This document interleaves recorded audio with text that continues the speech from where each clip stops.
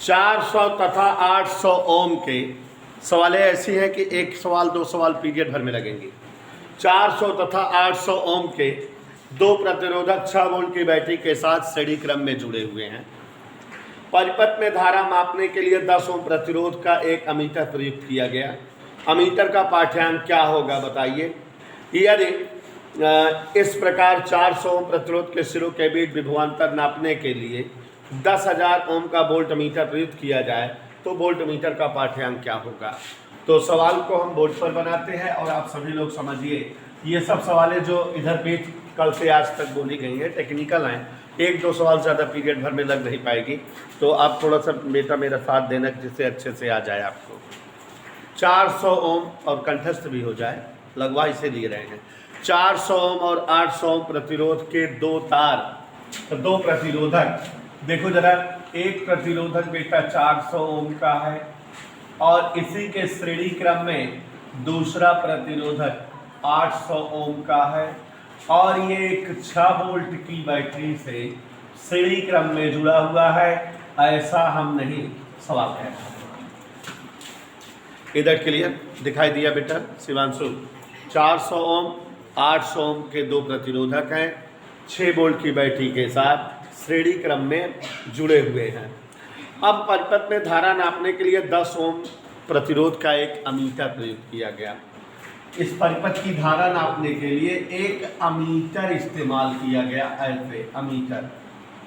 और ये जो अमीटर है इसका प्रतिरोध माने इसमें तार लगा है, इसका प्रतिरोध 10 ओम का है। तो अमीटर का पाठ्यांक क्या होगा, माने अमीटर के द्वारा धारा कितनी पता लगेगी यही बताना है। तो आप जानते हो बेटा अमीटर का पाठ्यांक बताना है। पहला खंड आराम से आ जाएगा, दूसरे खंड में टेक्निकलिटी है। अमीटर का पाठ्यांक माने आपसे क्या पूछ रहा है, आई बराबर जानते हो, V बराबर आई आर से I बराबर V बटे यही होता है। तो V बटे R यही फार्मूला लगाएं। V की जगह सेल का वोल्टेज कितना दिख रहा है, R। अब R का मतलब तुल्य प्रतिरोध होता है। यहाँ क्या प्रतिरोध आपको दिखाई दे रहे हैं, 3, 1, 2 और ये खुद ये भी तो प्रतिरोध है। तो तीनों प्रतिरोध श्रेणी क्रम में जुड़े हैं, R1 plus R2 plus R3।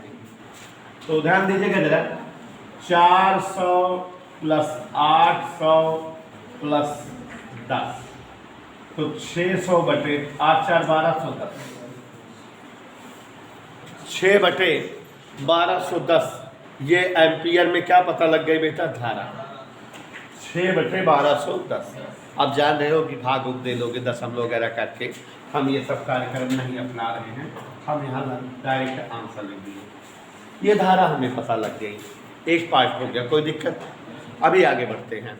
सवाल कह रहा है कि 400 ओम प्रतिरोध के सिरों के बीच विभवांतर नापने के लिए, ये जो 400 ओम का प्रतिरोध है, कौन सा बेटा 400 ओम, इसका विभवांतर हम नाप सके, केवल इस जो है प्रतिरोध का विभवांतर मापा जा सके, इसलिए 10,000 ओम का एक वोल्ट मीटर इसके साथ जो है जोड़ते हैं। 10,000 ओम का वोल्ट मीटर प्रयुक्त किया गया।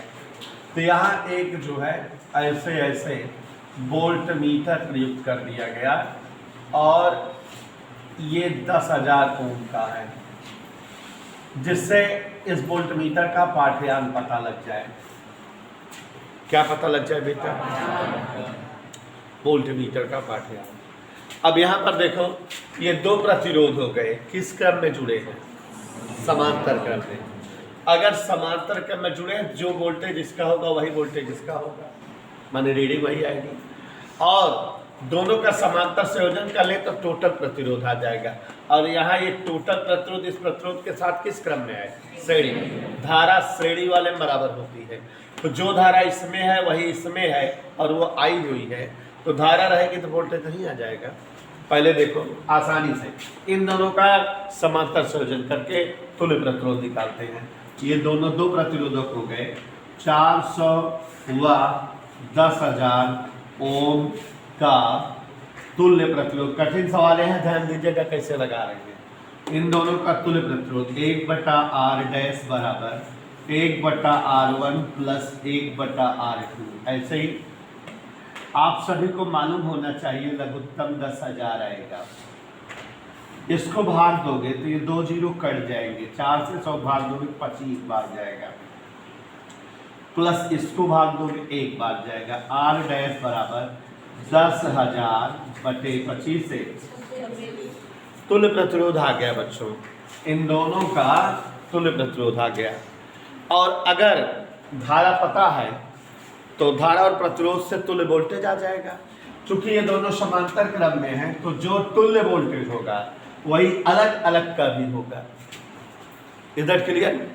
जो तुल्य वोल्टेज होगा वही कैसा वोल्टेज होगा? अलग अलग। इसलिए 400 ओम व 10,000 ओम का तुल्य वोल्टेज V डैश से लिखते हैं। V बराबर क्या होता है? I कितना आया है? 6/1210। R डैश कितना आया है? 10,000 बटे, इधर क्लियर? और बच्चों 2 से इसको काट दो, 2 तिहाई 1210 गुणे 13 गुणे 10,000। ये 0 से 3 का गुणा इसमें, 13 का गुणा नीचे, 13 एक कम 13 दूनी 26 है, 13 कम 13 2 वोल्ट, ये वोल्टेज आया। और ये जो तुल्य वोल्टेज होगा वही इन दोनों का अलग अलग वोल्टेज होगा क्योंकि दोनों समांतर क्रम में जुड़े हैं। वोल्ट मीटर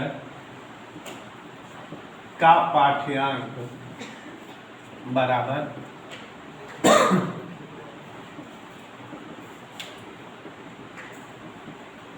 कितना आया बेटा? भाग दे लीजिएगा, 1 कुछ करके आ जाएगा भाग देने पर 1.94 वोल्ट, क्योंकि 15 दूनी 23, 2 बार जाना चाहिए, लेकिन ये 15 से कुछ ज़्यादा है तो 2 से कुछ कम उत्तर आ जाएगा। ये आंसर आ गया। इधर ढुके, समझ आया?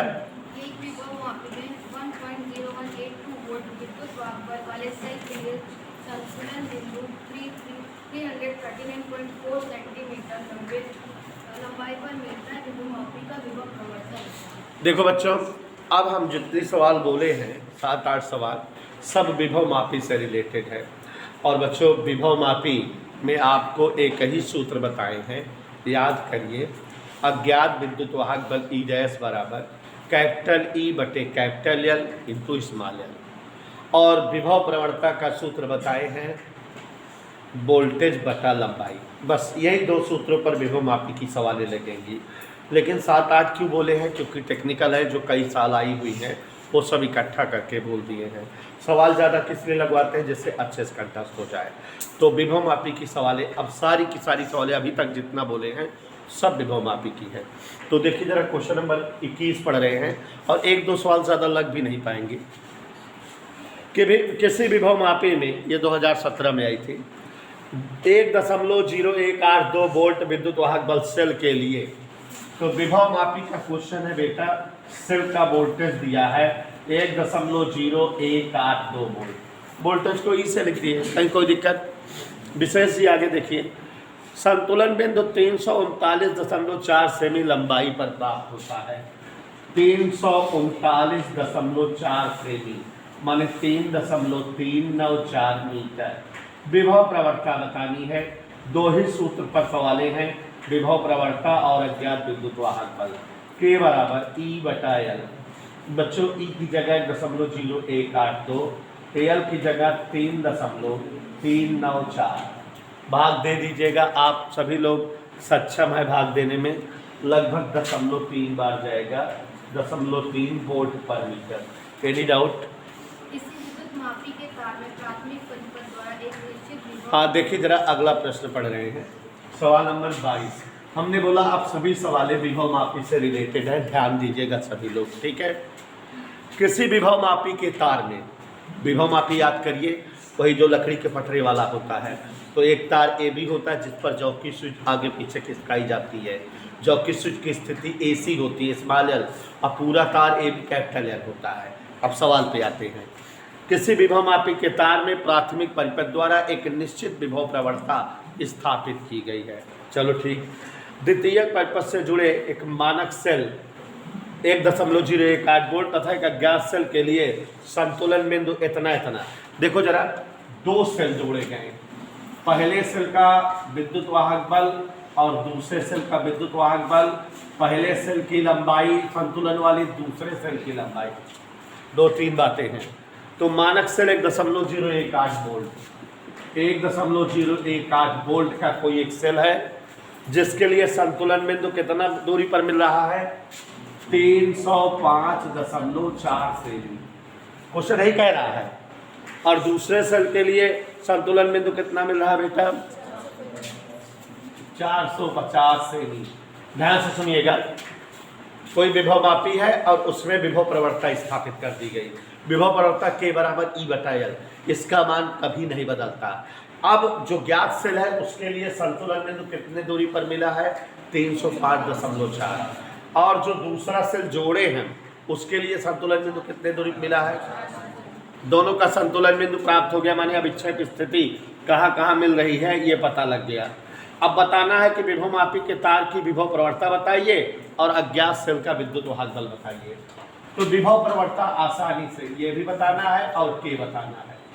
विभव प्रवणता आसानी से बच्चों निकाल सकते हैं। K बराबर देखो E है और L है, विभव प्रवणता E/, जैसे अभी लगी थी। तो शिवांश जान 1.018/L की जगह 305.4 सेमी, माने 1.018 वोल्ट बटा 3.054 मीटर। डिवाइड कर दीजिएगा, 0.39 आ जाएगा। ठीक है, आप डिवाइड कर लेंगे, हम डिवाइड नहीं कर रहे हैं। ओके, इसको हम लिख दे रहे हैं वोल्ट पर मीटर। एक आंसर आ गया। और तथा दूसरे सेल हेतु, कौन सेल बेटा? विभव प्रवणता के दूसरे सेल के निकाले तो E'/L', इसलिए E' बराबर K/L'। यही तो होगा। K की जगह क्या लिखते हैं? ये आया हुआ है 1.018। हर सवाल ऐसे ही लगेगी जैसे ये लग रही है। L' कितना है? 450। आप समझ गए कि गुणा भाग हम लोग कर लेंगे, 1.5 वोल्ट के लगभग आएगा ये आंसर। कोई डाउट किसी को? समझ आ रहा है बेटा?